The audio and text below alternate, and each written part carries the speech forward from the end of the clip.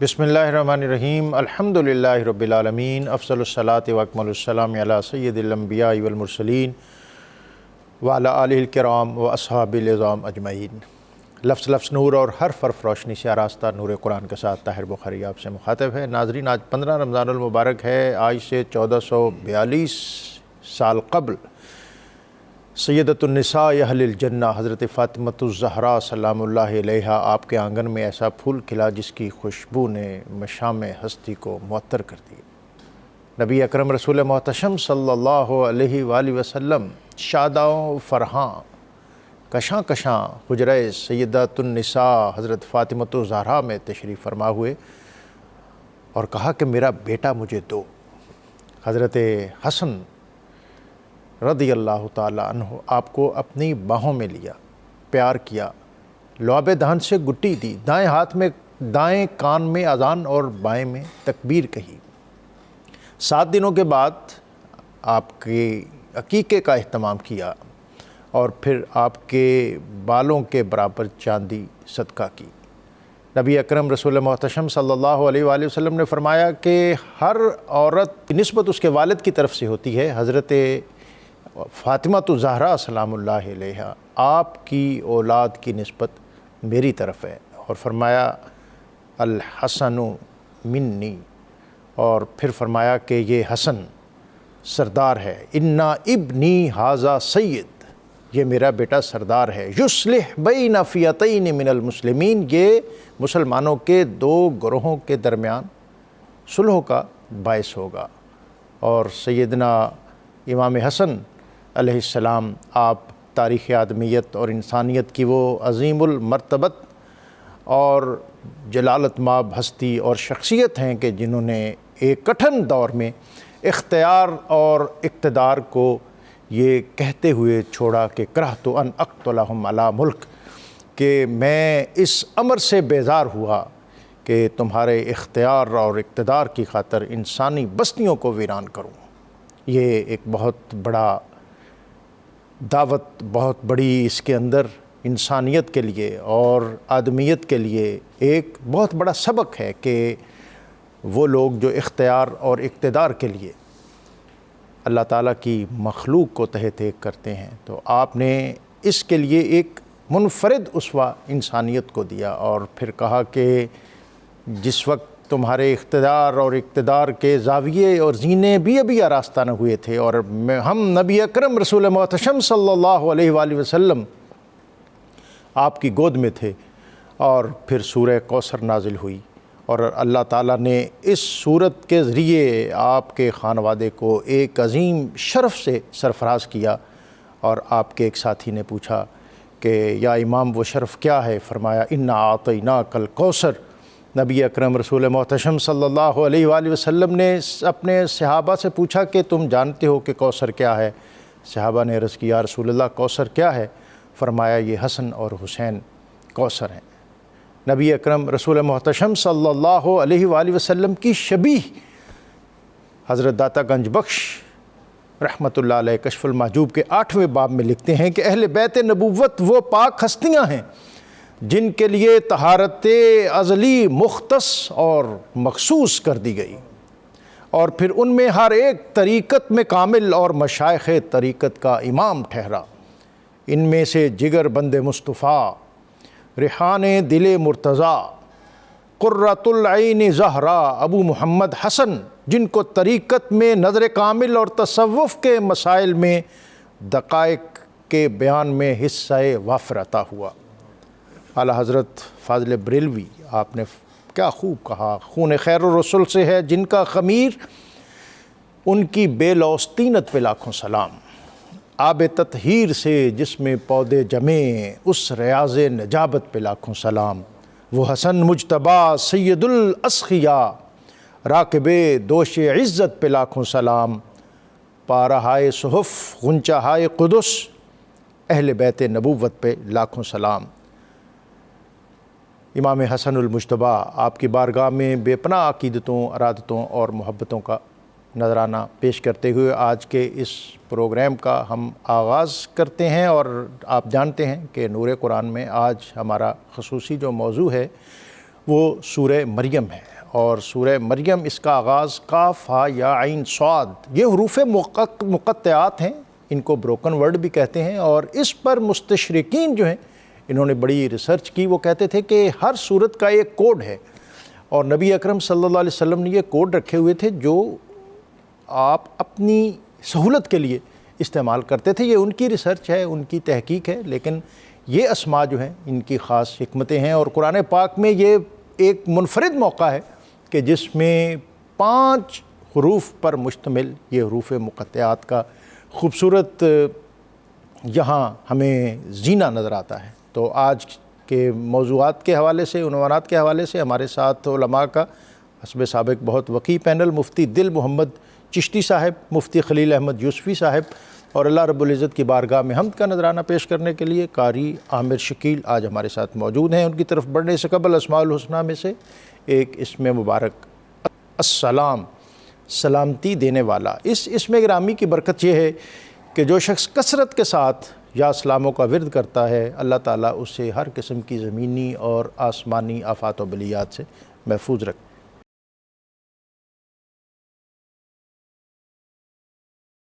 آج ایک تو سورہ مریم، اور اس سے قبل ہمارے کل کے کوئی موضوعات رہ گئے تھے جن میں سورہ کہف، اور بالخصوص اس میں جو یسألونک عن ذی القرنین، اور وہ دریافت کرتے ہیں آپ سے ذی القرنین کے بارے میں، ان کے جو اسفار ہیں بطور خاص، وہ میں چاہوں گا کہ آپ اس پر ابتداءً ذرا روشنی ڈال دیں۔ بسم اللہ الرحمن الرحیم، الحمد للہ رب المشرقین ورب المغربین، والصلاة والسلام علی سید الثقلین الذی تلا علینا ذکر ذی القرنین۔ اما بعد فاعوذ باللہ من الشیطان الرجیم، بسم اللہ الرحمن الرحیم۔ یہودیوں نے کفار مکہ، مشرکین مکہ کو ایک پلان بنا کر دیا کہ رسول محتشم صلی اللہ علیہ وآلہ وسلم سے چند سوالات کرو۔ یہودی تو جانتے تھے کہ حضور علیہ السلام اللہ کے نبی ہیں، وہ تو اپنی ہٹ دھرمی کی وجہ سے ایمان نہ لا رہے تھے، لیکن ان کے سوالات کرانے کا مطلب یہ تھا کہ رسول کریم صلی اللہ علیہ وآلہ وسلم ان کے بزام خویش کہ وہ عاجز آئیں گے اور یوں کفار مکہ کو شرارت کرنے کا بھرپور موقع ملے گا۔ انہوں نے جو 3 سوالات کیے ان میں سے ایک سوال تھا جس کو خالق کائنات نے بھی ان کی طرف سے حکایت کرتے ہوئے کہا وَيَسْأَلُونَكَ عَنْ ذِي الْقَرْنَيْنِ، کہ وہ آپ سے ذو القرنین کے بارے میں پوچھتے ہیں۔ تو ذو القرنین کا واقعہ حضور علیہ السلام نے ان کے سامنے قرآن مجید کی آیات بینات کی صورت میں تلاوت کیا۔ سیدنا ذو القرنین رضی اللہ تعالی عنہ اللہ کے محبوب اور محب ہیں۔ ایک سکندر اور بھی ہیں، سکندر رومی، وہ بہت ظالم اور جابر بادشاہ گزرا۔ اس کے کردار جو قرآن مجید کے اندر بیان ہوا، یہ ایک بندہ مومن تھا اور بڑا رحیم اور بڑا مہربان اور لوگوں کے کام آنے والا تھا۔ اللہ کریم نے اس کو وَآتَيْنَاهُ مِن كُلِّ شَيْءٍ سَبَبًا، ضرورت کا ہر سامان عطا فرمایا تھا۔ دنیا کے اندر کہتے ہیں کہ 4 بادشاہ ایسے ہوئے کہ جنہوں نے ساری دنیا کا ایک حکومتی نظام اپنے پاس رکھا۔ 2 ان میں سے مسلمان ہیں، حضرت سیدنا سلیمان علیہ السلام اور حضرت سیدنا خضر علیہ السلام، اور 2 ان میں سے حضرت سیدنا سلیمان علیہ السلام اور دوسری حضرت سیدنا ذو القرنین رضی اللہ تعالی عنہ، اور کفار میں سے وہاں پر بخت نصر ہے اور دوسرا نمرود ہے۔ یہاں پر چونکہ آپ نے امام حسن مجتبیٰ رضی اللہ تعالیٰ عنہ کے حوالے سے بڑا خوبصورت عقیدت کا تحفہ پیش کیا، اللہ کریم قبول فرمائے۔ میں آپ کی اجازت سے ایک بات عرض کرنا چاہوں گا کہ قرب قیامت ساری دنیا کی حکومت امام مہدی علیہ الرحمہ کو نصیب ہوگی۔ حضرت امام مہدی امام حسن رضی اللہ تعالیٰ عنہ کی اولاد پاک میں سے، اور چونکہ حضرت امام حسن رضی اللہ تعالیٰ عنہ نے حکومت کے حوالے سے اصلاح کر کے صلح کر کے ایک حکومت سے دستبرد ہونے کا اعلان کیا تھا، اس کے نتیجے میں اللہ تعالیٰ نے انہوں نے اللہ کی رضا کے لیے ایسا کیا تھا، اس کے نتیجے میں اللہ نے ان کی اولاد میں سے ایسا بیٹا پیدا فرمائے گا کہ جو پوری کائنات پر حکومت کرے گا۔ تو حضرت سکندر ذو القرنین کے قرآن مجید کے اندر اس رکوع کے اندر 3 بڑے سفر بیان کیے گئے۔ ایک تو انہوں نے لمبا سفر کیا اور وہ چلتے چلتے وہاں پہنچے جہاں سورج غروب ہوتا ہے۔ انہیں یوں محسوس ہوا کہ سورج ایک ایسی جگہ پہ غروب ہو رہا ہے کہ جہاں پر کالا کیچڑ زدہ پانی ہے، یہ ان کو محسوس ہوا، ورنہ تو سب دنیا جانتی ہے کہ سورج جو ہے نا وہ زمین سے ایک بڑا سیارہ ہے، اس نے زمین کے اندر کہاں ڈوبنا ہے۔ وہاں پر انہوں نے ایک ایسی قوم کو پایا کہ جو قوم اپنے حالات کے حوالے سے وہاں پر ایک تو قسم پرسی کا شکار تھی، اور دوسرا یہ تھا کہ ان کے اندر وہاں پر کفر اور شرک اور بت پرستی تھی۔ حضرت سیدنا ذوالقرنین رضی اللہ تعالیٰ عنہ کو اللہ تعالیٰ نے اختیار دیا، یا تو یہ وحی ان کو اللہ تعالیٰ کی جانب سے بطور الہام ہوئی، یا پھر کسی پیغمبر کے ذریعے ان تک یہ پیغام پہنچا کہ ہم نے آپ کو اختیار دیا، ان میں سے جو ایمان لائیں ان کو بہترین جزا ملنی چاہیے، اور جو کافر ہوں اور کفر پر قائم رہیں یا کافر ہو جائیں پھر ان کے لیے آپ بھی سزا دیں گے، اور پھر آپ کے بعد ان کو آخرت کے اندر بھی بہت بڑی سزا ملے گی۔ دوسرا ان کا سب سے بڑا جو سفر ہے وہ پھر سورج کے طلوع ہونے کی جگہ پر پہنچے۔ وہاں پر انہوں نے ایک ایسی قوم کو پایا کہ ان کے اور سورج کے درمیان کوئی آڑ، کوئی درخت، کوئی پہاڑ، کوئی ایسی چیز نہیں تھی، بلکہ وہ زمین کے اندر ہی سرنگیں بنا کر اور تہخانوں میں اپنی زندگی گزار رہے تھے، اور وہ ایسی قوم تھی کہ جو بالکل ہی غیر مہذب اور غیر شائستہ انداز میں رہا کرتی تھی۔ اس قوم سے آپ گزرے، اور اس قوم کے ہونے کے بعد پھر ایک بہت بڑا سفر آپ نے ایک اور کیا کہ جو ایشیائی کوچک کے آخری یا ترک کے آخری علاقوں میں وہاں پر پہنچے۔ وہاں پر دو بڑے پہاڑی سلسلے تھے، ان پہاڑی سلسلوں کے بیچ میں پہنچے تو وہاں پر ایک ایسی قوم کو پایا جو قوم بات سمجھنے کے قریب نہیں آتی تھی، لیکن حضرت سیدنا ذوالقرنین رضی اللہ تعالیٰ عنہ کو خالق کائنات نے ان کی بولی سمجھنے کی قوت عطا فرمائی۔ اس قوم نے اپنی عرضیاں پیش کیں کہ یہاں ایک قوم آباد ہے یاجوج ماجوج، جو ہماری مٹی آئے روز پلید کر دیتے ہیں، لوٹ مار کرتے ہیں، بالخصوص بہار کے موسم میں آتے ہیں، سب کچھ چٹ کر کے چلے جاتے ہیں۔ آپ ہمارے لیے کوئی رکاوٹ قائم کر دیں اور ہم اس حوالے سے آپ کی مالی مدد کریں گے۔ آپ نے بڑا خوبصورت جملہ کہا کہ ما مکنی فی ربی خیرن، کہ میرے رب نے جو مجھے دیا ہے وہ تمہارے مال سے کئی گنا بہتر ہے، تم یہاں افرادی مدد میری کرو۔ پھر آپ نے وہاں پر بہترین ایک دیوار کا نظام قائم کیا، سیسا پلائی ہوئی دیوار، بلکہ تانبا پگھلا کر اس پر ڈالا گیا، لوہے کے بڑے بڑے تختے لا کر ان کو پگھلایا گیا، اور پھر اس کے بعد دیوار کھڑی کرنے کے بعد آپ نے دیکھا تو فرمایا کہ فَمَسْطَاعُوا أَن يَظْهَرُوا وَمَا اسْتَطَاعُوا لَهُ نَقْبًا، کہ اب یہ جو یاجوج ماجوج کی قوم ہے یہ نہ تو اس پہاڑ پر اس دیوار کو کراس کر پائے گی اور نہ ہی اس کو کوئی سوراخ کر پائے گی۔ اور آخر میں بڑا خوبصورت جملہ کہا، ایک ہی آیت میں 3 مرتبہ اپنے رب کا ذکر کیا، کہا یہ میرے کوئی دستے بازو کی بات نہیں بلکہ یہ سب خالق کائنات کی رحمت ہے۔ قال هذا رحمة من ربی فإذا جاء وعد ربی جعلہ دکا وکان وعد ربی حقا، یہ سب میرے رب کی رحمت ہے، اور رب کا وعدہ جب تک نہیں آئے گا اس کے گرنے کا، یہ یاجوج ماجوج قوم اس دیوار کا کچھ بھی نہیں کر سکتی، لیکن جب رب کا وعدہ آئے گا تو رب کا وعدہ جب آئے گا تو یہ ریزہ ریزہ ہو جائے گی اور یاجوج ماجوج قوم نکل پڑے گی۔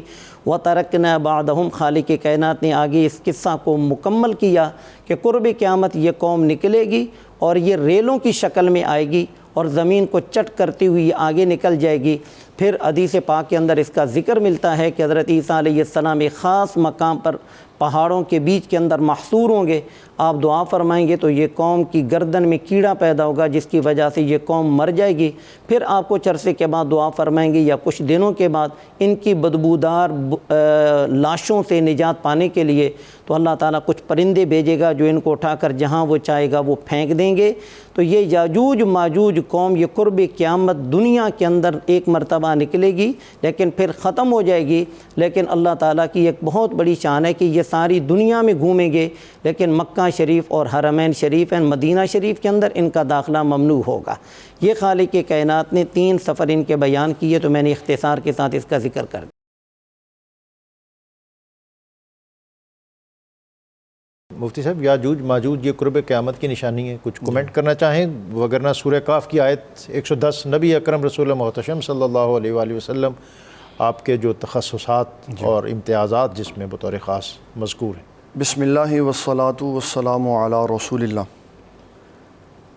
یاجوج اور ماجوج کے بارے میں بہت خوبصورت انداز میں میرے استاد گرامی نے بیان کیا۔ حصول برکت کے لیے چند ایک جملے میں بھی عرض کر دیتا ہوں۔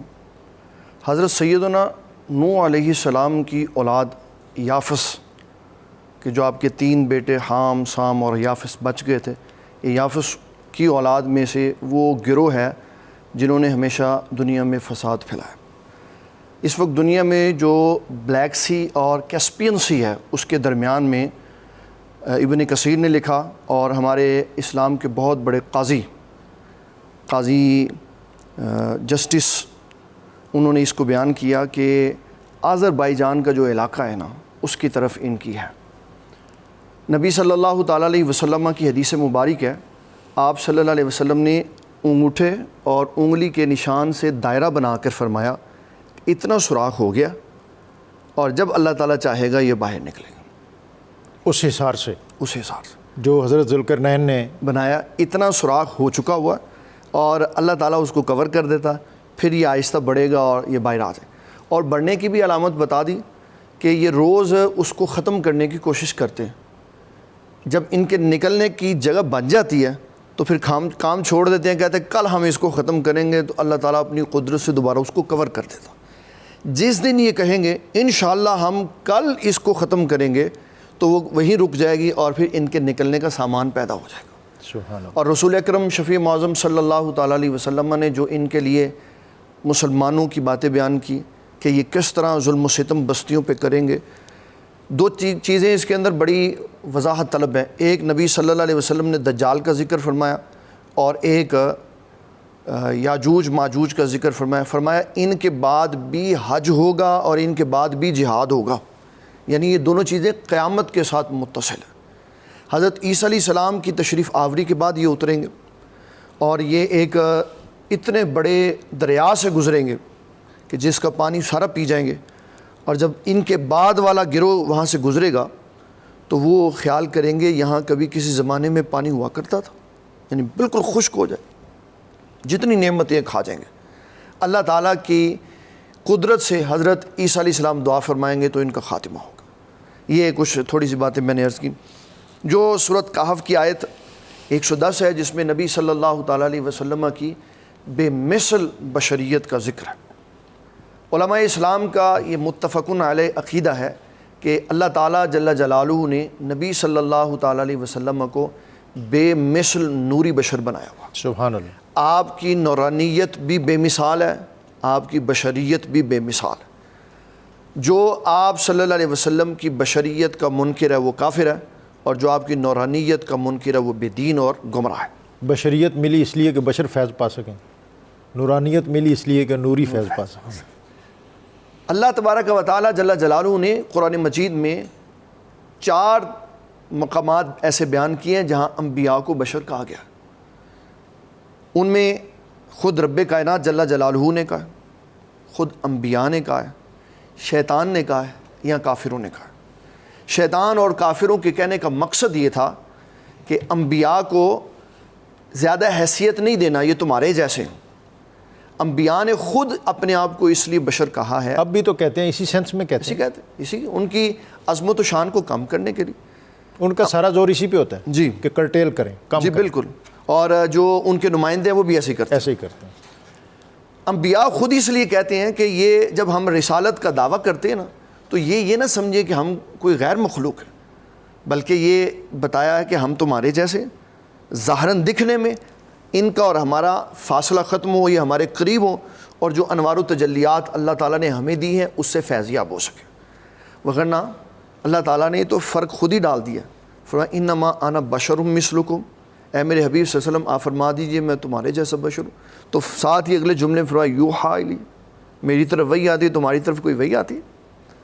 تو یہ سب سے پہلا بنیادی فرق ہے۔ سبحان اللہ۔ اور نبی صلی اللہ تعالیٰ علیہ وسلم کو اللہ تعالیٰ نے کس طرح کا بشر بنایا، اس کے لیے امام بخاری رحمۃ اللہ تعالیٰ نے بخاری شریف میں کتاب الصلاۃ کی پہلی حدیث کے اندر سارا ہی فرق کھول کے رکھ دیا، بشر کا اور عام بشر کا۔ جس طرح کل کے پروگرام میں آپ علامہ اقبال کا شعر پڑھ رہے تھے، عبد دیگر عبدہ چیزیں دیگر، کہ بندہ ہونا اور شے ہے اور اللہ کا بندہ ہونا شے، کہ ہم بندے ہیں، ہم منتظر ہیں کہ رب کی کوئی بات ہمیں سنائی جائے، ہمارا رب سے کوئی تعلق جوڑ جائے، اور ادھر بات ہو رہی کہ رب کہہ رہے ہیں میرے محبوب آپ میرے پاس تشریف۔ سبحان اللہ۔ بندہ ہونا اور شے ہے اور اللہ کا بندہ ہونا۔ تو حضور صلی اللہ علیہ وسلم کی بشریت کے بارے میں امام بخاری رحمۃ اللہ تعالیٰ علیہ نے جو 349 نمبر حدیث میں گفتگو فرمائی وہ یہ تھی کہ جس دن حضرت سیدنا جبرائیل علیہ السلام سفر معراج کے لیے حضور پاک صلی اللہ علیہ وسلم کی بارگاہ میں آئے نا، تو آپ صلی اللہ علیہ وسلم کو حتیم کی دیوار کے ساتھ بٹھایا اور آپ سب کچھ دیکھ رہے ہیں اور آپ کا سارا سینہ مبارک کھول دی۔ آپ کا دل مبارک. یہ جدید ترین ٹیکنالوجی کی طرف ایک سفر ہے کہ ابھی تک انسان کے سارے اعضاء کھول دیے جاتے ہیں اور اس کو بے ہوش بھی نہیں کرنا پڑتا, لیکن ابھی دل کی باری نہیں آئی. اسلام 1400 سال پہلے اتنی سپیریئر قسم کی ٹیکنالوجی دکھا چکا ہے کہ ایک وقت آئے گا کہ تم دل کے ساتھ بھی کرو گے اور وہ جاگ رہا ہوگا, اس لیے کہ نبی صلی اللہ علیہ وسلم کے ساتھ یہ سارا مرحلہ گزرا ہو. تو وہاں بشریت کی بے مثال کیفیت کیا تھی کہ خون کا ایک قطرہ بھی نبی صلی اللہ علیہ وسلم کے وجود باسعود سے نہیں گزرا, نہیں نکلا, اور آپ نے سارا کچھ دیکھا.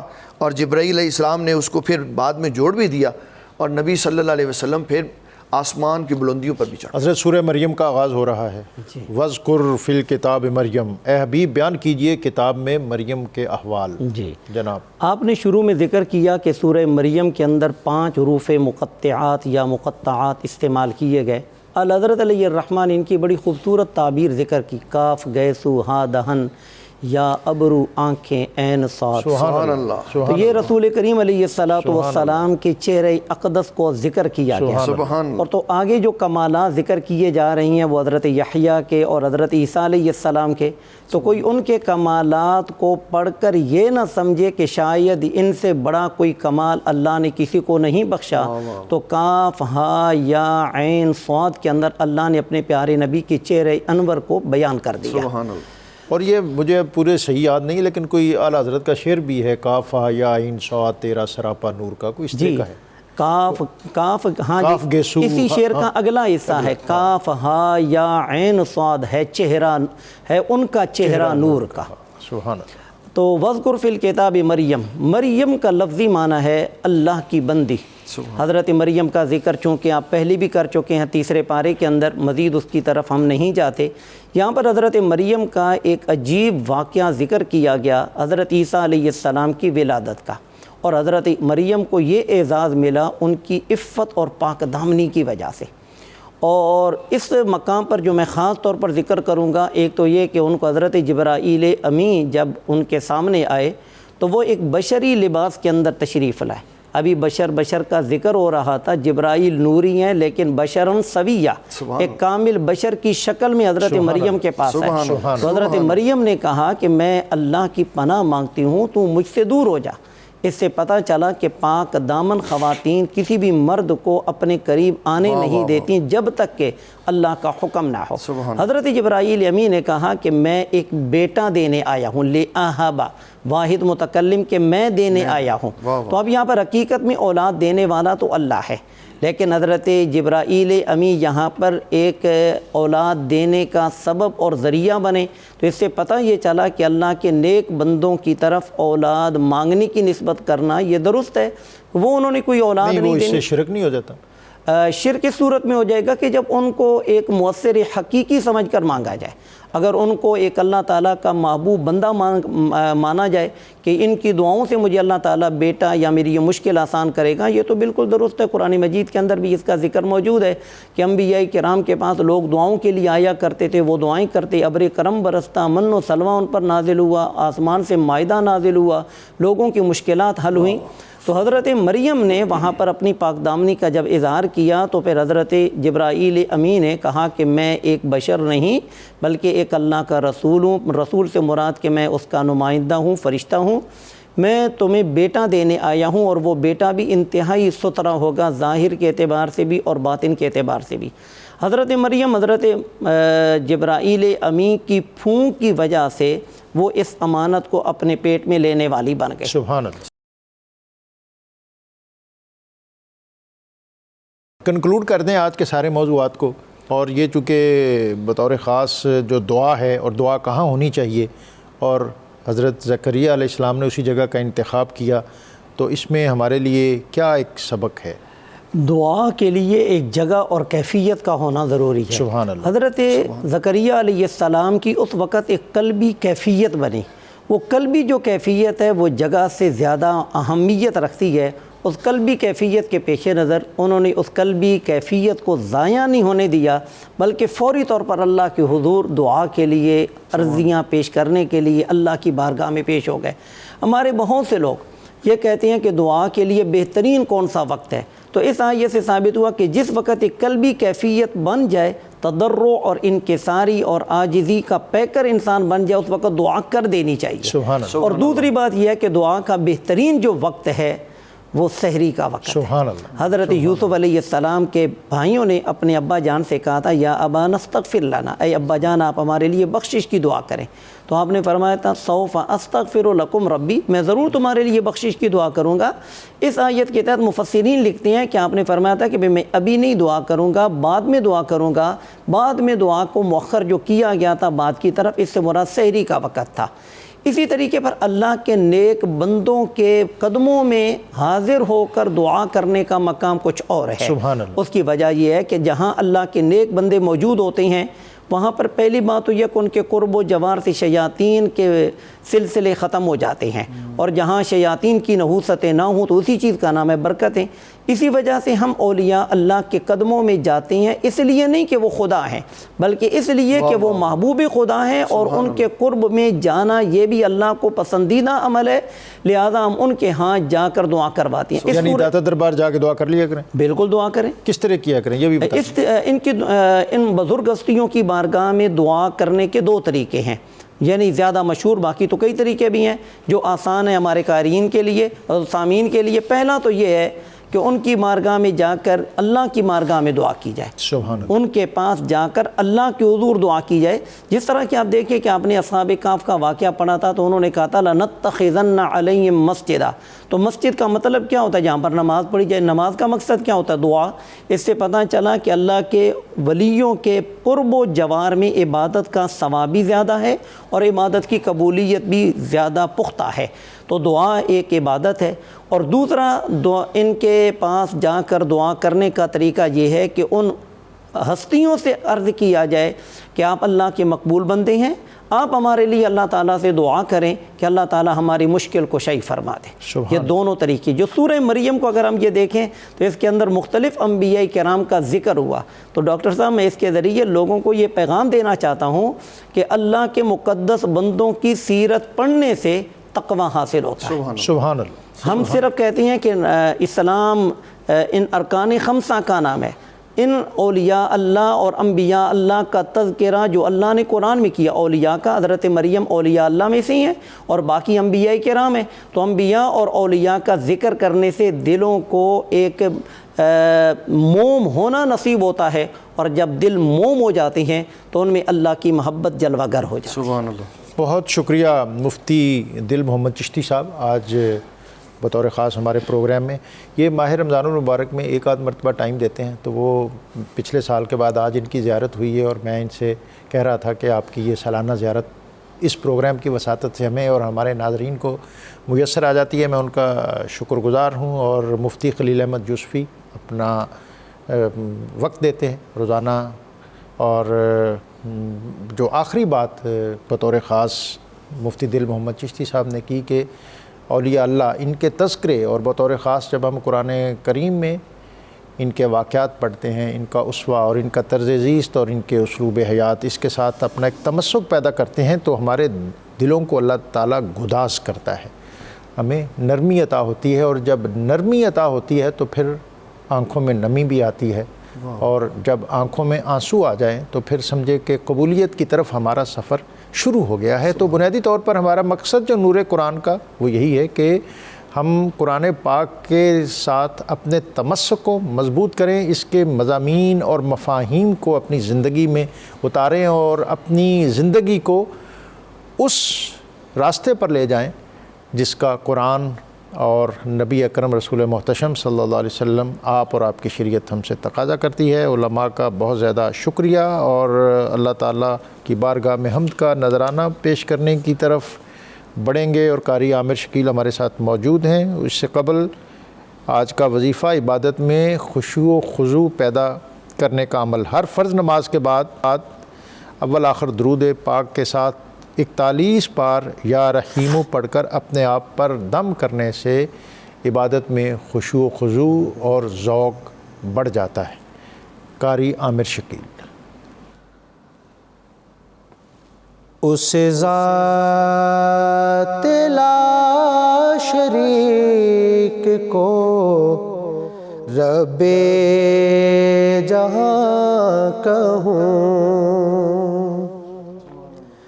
اس ذات لا شریک کو، رب جہاں کہوں ہر چیز پر ریاض اسے حکمراں کہوں، حمد خدا سے کرتا ہوں آغاز نعت کا، حمد خدا سے کرتا ہوں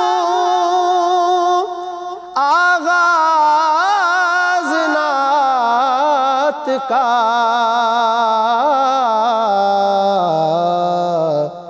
اپنی زبان کو کیوں نہ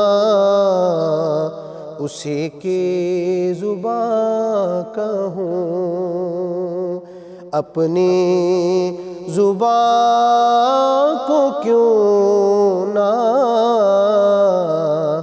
اسی کی زبان کہوں،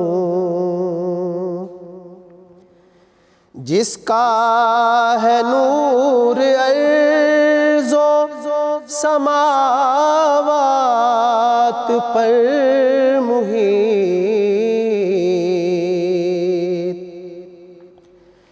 جس کا ہے نور ارض و سماوات پر محیط،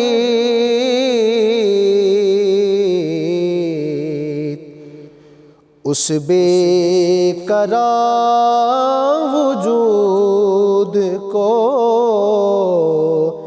میں لا مکان کہوں،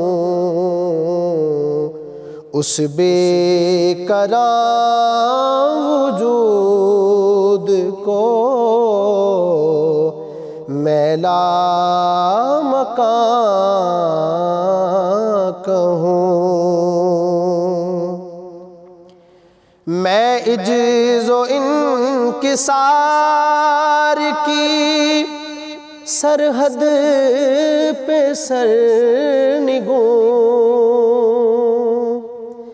میں عجز و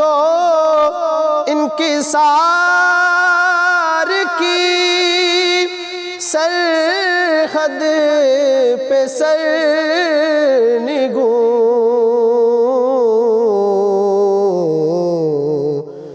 اس حرف معتبر کو